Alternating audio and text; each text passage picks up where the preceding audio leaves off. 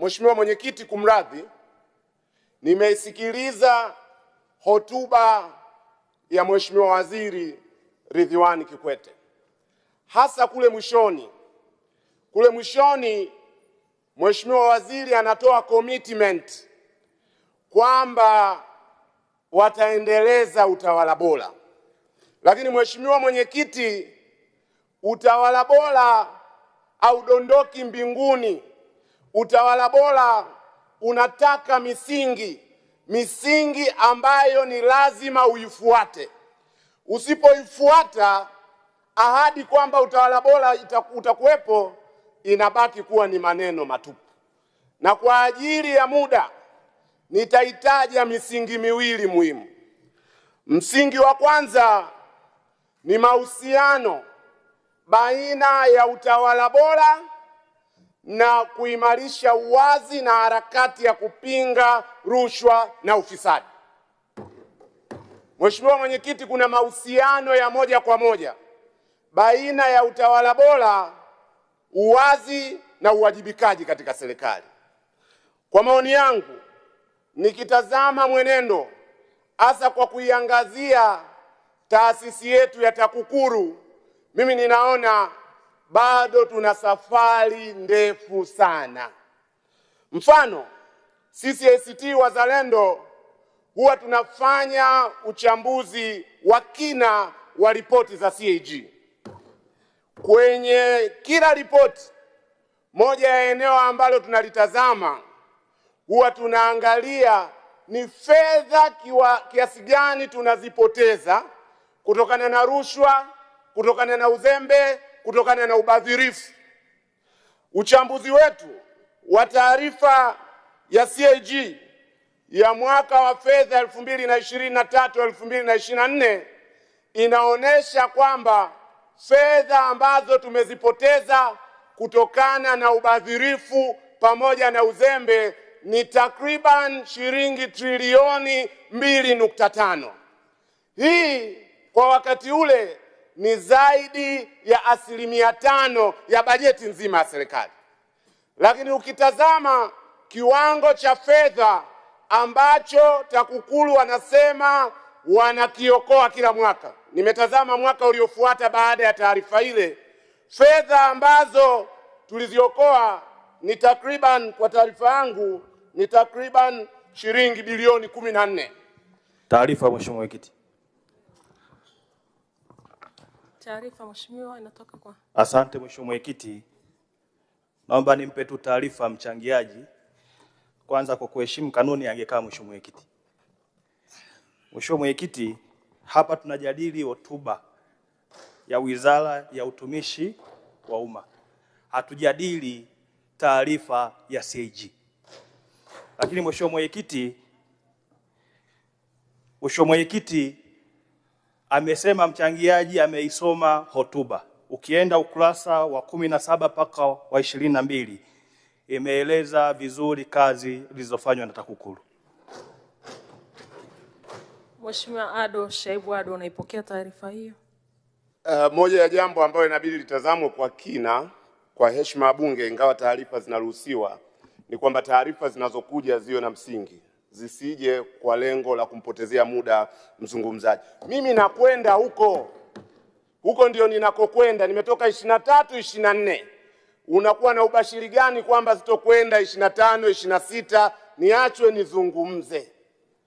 Taarifa ya wizara kwenye hotuba yake inaonyesha progress ya bilioni 102 zilizookolewa.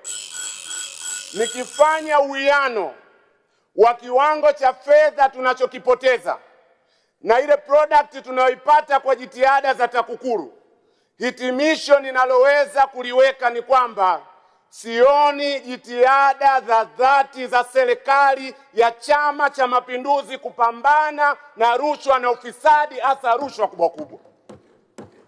Nitaona hivyo nitapoona yale masuala makubwa yanayobeba upotevu wa mabilioni ya shilingi, TAKUKURU ielekeze nguvu zake huko badala ya kuweka mkazo mkubwa kwa upotevu mdogo wa chini. La pili, Mheshimiwa Mwenyekiti, ni msingi wa mahusiano baina ya utawala bora na haki za binadamu, hasa haki ya kuishi. Mheshimiwa Mwenyekiti, bila haki za binadamu hakuna utawala bora. Kituo cha Sheria na Haki za Binadamu mwaka jana kilitoa taarifa yake ambayo ina orodha ya watu wengi ambao wamepotea, hawajulikani waliko ama wametekwa. Taarifa hiyo ilitanguliwa na taarifa ya Chama cha Wanasheria Tanganyika, na baada ya hapo mpaka sasa viko visa mbalimbali vya watu wanaopotea, watu wanaotekwa.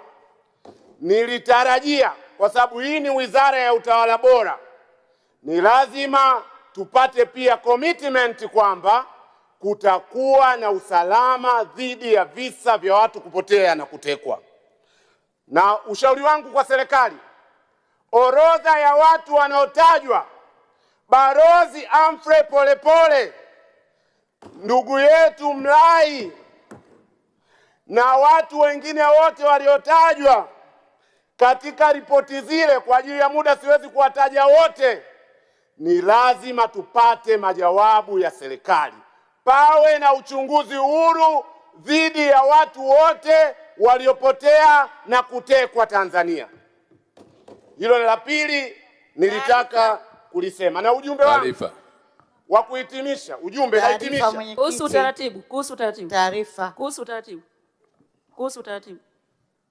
Mheshimiwa Katambi, taarifa. Asante Mheshimiwa Mwenyekiti. Pamoja na mchango mzuri wa Mheshimiwa mbunge, na nikiheshimu pia taaluma yake, amezungumzia kuhusiana na masuala ya kesi za TAKUKURU, lakini vivyo hivyo amezungumzia kuhusiana na mwenendo wa kesi za jinai. Naomba nimpe taarifa, nikitambua kwamba pia ni wakili msomi, yapo mashauri ya jinai yanayoendelea kwenye mahakama zetu yanayohusiana na ubadhirifu na upotevu wa fedha za serikali. Na kwa sababu ya muktadha wa takwimu, pale utakapohitaji tutakupatia.